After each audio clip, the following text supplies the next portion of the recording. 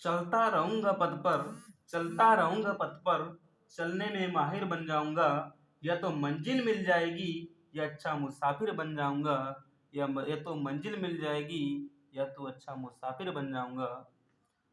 तो दोस्तों, आज हम बात करेंगे भारतीय राष्ट्रीय कांग्रेस के बारे में। कांग्रेस के सभी अधिवेशनों के बारे में बात करेंगे।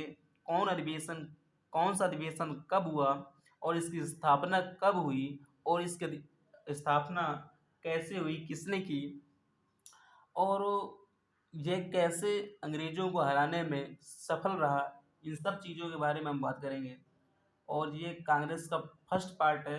तो शुरू करते हैं दोस्तों आज की क्लास। तो कांग्रेस की बात करते हैं। तो कांग्रेस की स्थापना कांग्रेस कांग्रेस की स्थापना 28 दिसंबर 1885 ईस्वी में हुई। कांग्रेस की स्थापना कब हुई? तो कांग्रेस की स्थापना 28 दिसंबर 1885 ईस्वी में हुई। और इसकी स्थापना किसने की थी? इसकी स्थापना की थी ए ओ ह्यूम। ए ओ ह्यूम जो कि अंग्रेज अधिकारी थे। ए ओ ह्यूम जो कि कहाँ के रहने वाले थे? ये रहने वाले थे स्कॉटलैंड के रहने वाले थे। कौन रहने वाले थे? ए ओ ह्यूम। तो कांग्रेस की स्थापना कब हुई थी? कांग्रेस की स्थापना हुई 28 दिसंबर 1885 ईस्वी में। और इसकी स्थापना किसने की थी? इसकी स्थापना की थी ए ओ ह्यूम ने। और जो कि कहाँ के रहने वाले थे? ए ओ ह्यूम जो रहने वाले थे वो थे स्कॉटलैंड के। और ये एक असैन्य अधिकारी थे। कौन थे? असैन्य अधिकारी थे। असैन्य अधिकारी थे मतलब कि सिविल अधिकारी थे, ये सेना के अधिकारी से संबंधित नहीं थे, जैसे आईएएस होता है। ठीक है, ये एक असैन्य अधिकारी थे। और ये कहाँ हुई थी? गोकुल दास। यहाँ से क्वेश्चन बन सकते हैं कि कांग्रेस की स्थापना कहाँ हुई थी? गोकुल दास तेजपाल गोकुल दास तेजपाल नामक संस्कृत विद्यालय में इसकी स्थापना हुई थी। गोकुल दास तेजपाल नामक संस्कृत विद्यालय में इसकी स्थापना हुई थी। तो इसके अधिवेशन के बारे में बात करते हैं। तो कांग्रेस का पहला अधिवेशन हुआ था 1885 ईस्वी। ठीक है, इसको तो इतना सबसे पहले समझ लीजिए कि कांग्रेस की स्थापना कब हुई थी। कांग्रेस की स्थापना हुई 28 दिसंबर 1885 ईस्वी में। और किसने की थी? इसकी स्थापना की थी ए ओ ह्यूम ने। और ये ए ओ ह्यूम कौन थे? ये एक असैन्य अधिकारी थे। और इसकी स्थापना कहाँ हुई थी? गोकुल दास तेजपाल संस्कृत विद्यालय में। ठीक है, तो इसके अधिवेशन के बारे में बात करते हैं। तो कांग्रेस का पहला अधिवेशन हुआ 1885 ईस्वी, फिर 1886 ईस्वी में, फिर 87 ईस्वी में, फिर 88 ईस्वी में, 89। हम इम्पोर्टेंट अधिवेशन के बारे में बात करेंगे, सभी अधिवेशनों के बारे में बात नहीं करेंगे जो कि हमारे एग्जाम की दृष्टि से इम्पोर्टेंट है। सिर्फ हम उन्हीं अधिवेशन की बात करेंगे। फिर 1896 ईस्वी में, इसकी ट्रिक मैं बता दे रहा हूँ। बक बक मई बक बक मई बक बसे बम्बई मतलब कि 1885 ईस्वी का जो अधिवेशन हुआ था, 1885 ईस्वी का जो अधिवेशन हुआ था वो हुआ था बम्बई में। और 1886 ईस्वी का जो अधिवेशन हुआ था वो हुआ था कलकत्ता में। 1886 ईस्वी का अधिवेशन हुआ था कलकत्ता में। और 1887 ईस्वी का अधिवेशन हुआ था कहाँ पर? मद्रास में। माँ से मद्रास और ई से इलाहाबाद। और 1889 ईस्वी में इसकी अधिवेशन हुआ था बम्बई में। और 1896 ईस्वी में कलकत्ता में हुआ था। कहाँ हुआ था? कलकत्ता में हुआ था। तो बात करें कि सबसे ज्यादा अधिवेशन कहाँ हुए थे कांग्रेस के सबसे अधिक अधिवेशन हुए थे कलकत्ता में। ठीक है, तो 1885, 86, 87, 88, 89, 96।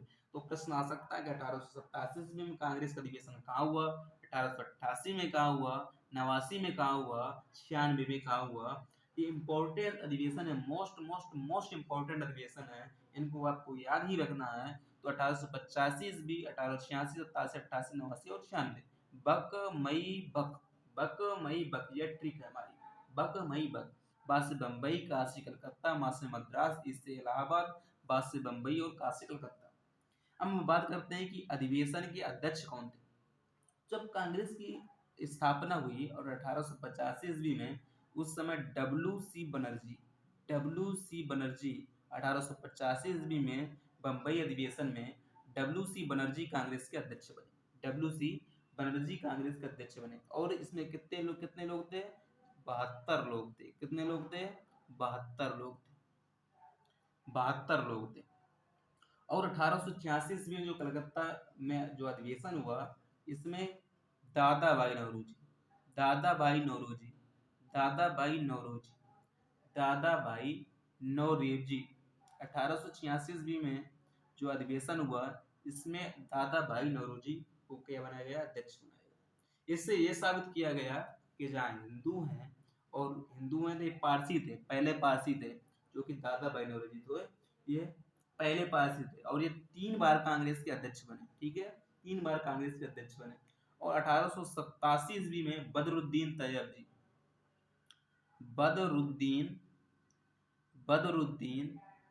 तैयब जी कांग्रेस के अध्यक्ष बने। बदरुद्दीन तैयब जी कांग्रेस के अध्यक्ष बने, जो कि फर्स्ट मुस्लिम अध्यक्ष थे। अब इससे क्या दिखाया जा रहा था? इससे भारतीयों में आपस में एकता दिखाई जा रही थी। ये कांग्रेस एक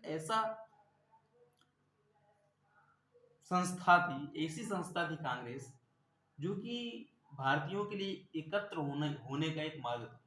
क्योंकि पहले भारतीयों को एकत्र होने के लिए कोई एक निश्चित संस्था नहीं थी। कांग्रेस एक ऐसी संस्था थी जिसको अंग्रेजों ने पहले तो हल्के में लिया। उस समय जो वायसराय था, कांग्रेस की जब स्थापना हुई उस समय वायसराय कांग्रेस की जब स्थापना हुई उस समय वायसराय था डफरिन। ये क्या? डफरिन जो था, ये पूरा डफर, जिसने कहा कि कांग्रेस एक माइनॉरिटी लोगों की एक संस्था, एक छोटे छोटे लोगों की संस्था, जब चाहेंगे जब इसे समाप्त कर सकते हैं। लेकिन ये डफरिन की, क्योंकि ये पूरा डफर था, क्योंकि कांग्रेस बाद में ऐसी संस्था बनी जो उसके अंग्रेज सरकार के पतन का कारण बनी। कांग्रेस ही वह संस्था थी जो अंग्रेजों ने जिसको पहले हल्के में लिया और वही संस्था अंग्रेज सरकार के पतन का कारण बनी। तो क्या हुआ कि जब इस तरह क्या हुआ कि डब्ल्यू सी बनर्जी पहले अध्यक्ष बने 1885 में, 1886 में दादा भाई नौरोजी अध्यक्ष बने और 1887 में मद्रास अधिवेशन में बदरुद्दीन तैयब जी जब अध्यक्ष बने, तो इससे क्या दिखाया जा रहा था कि यहाँ मुस्लिम को बना दिया गया, यहाँ पारसी को बना दिया गया, यहाँ हिंदू को बना दिया गया। इस तरह भारतीयों में आपस में एकता दिखाई। अब यहाँ पर अंग्रेजों के कान सट गए। उसने सोचा ये क्या कर रहे हो, ये तो हमारे खिलाफ जाने के लिए सोच रहे हैं। इनको पहले जब कांग्रेस की स्थापना जब अंग्रेज ने की थी ने, तो डफरिन ने सोचा कि ये सब अपने पक्ष में काम करेंगे, लेकिन ये तो सब इकट्ठा हो रहे थे। तो क्या हुआ कि ये मतलब इनके खिलाफ कोई एक्शन करने के लिए सोच रहे थे। फिर भी कांग्रेस के जो नेता थे वो भी काफी चालाक थे। उन्होंने क्या किया कि 1888 ईस्वी में कांग्रेस के अंग्रेज अधिकारी को ही अध्यक्ष बना दिया। लो अब क्या करोगे? अब तुम अपने अधिवेशन में जो अपना ही अध्यक्ष है, ये होगा कि तुम्हें अपने ही आदमी पर विश्वास नहीं है। 1888 ईस्वी का इलाहाबाद अधिवेशन में जॉर्ज यूले को बना दिया गया। अब उसकी अध्यक्षता में अंग्रेज सरकार तो उसे हटा नहीं सकती, क्योंकि अपना ही आदमी है। अब क्या हुआ? 1889 ईस्वी में जो अध्यक्ष बने वो बेटबर्न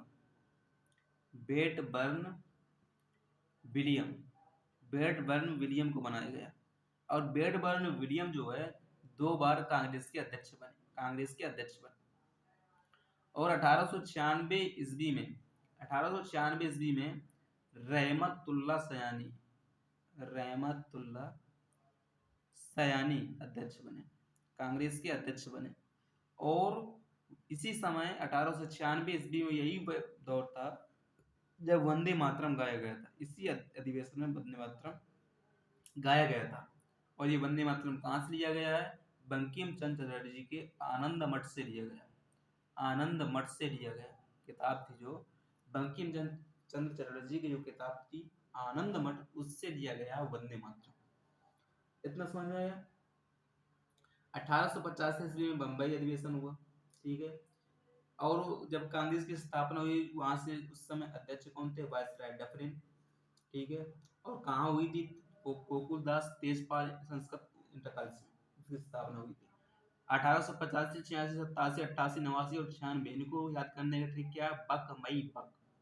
बा से बम्बई 1885 में बम्बई, 86 ईस्वी में कलकत्ता का, 87 ईस्वी में माँ मतलब मद्रास, और 88 ईस्वी में ई मतलब इलाहाबाद, और 89 में बा मतलब बम्बई, 1896 में का मतलब कलकत्ता, ठीक है। 1885 ईस्वी में कौन थे अध्यक्ष? डब्ल्यू बनर्जी। और 1886 ईस्वी में दादा भाई नौरोजी, जो कि पहले पहले पारसी थे। और 1887 में पहले मुस्लिम अध्यक्ष कौन थे? बदरुद्दीन तैयब। क्वेश्चन आ सकता है कि कांग्रेस के पहला मुस्लिम अध्यक्ष कौन था? वो थे बदरुद्दीन तैयब जी। 1888 ईस्वी में इलाहाबाद अधिवेशन में जॉर्ज यूले बने। और 1889 ईस्वी में बेलबर्न विलियम, जो कि ऐसे अंग्रेज अधिकारी थे जो 2 बार कांग्रेस के अध्यक्ष बने। 1886 ईस्वी में कलकत्ता अधिवेशन हुआ, जो कि अध्यक्ष बनाए गए रहमतुल्लाह सयानी। और इसी समय क्या गाया गया? वंदे मातरम गाया गया था। और वंदे मातरम किस पुस्तक से लिया गया? वंदे मातरम बंकिम चंद्र चटर्जी की आनंद मठ नामक बुक से लिया गया। अब हम बात करते ए ओ ह्यूम। ए ओ ह्यूम कहाँ के रहने वाले थे? ए ओ ह्यूम जो है स्कॉटलैंड के रहने वाले थे और ये एक असैन्य अधिकारी थे, ठीक है। तो दोस्तों कैसी लगी क्लास? अगर क्लास पसंद आई हो तो लाइक शेयर कमेंट और सब्सक्राइब करना ना भूलिएगा, और अपने दोस्तों के साथ शेयर कीजिएगा, और चैनल को प्यार और सपोर्ट बनाए रखिएगा, और सपोर्ट जरूर करिएगा दोस्तों। जय हिंद, वंदे मातरम।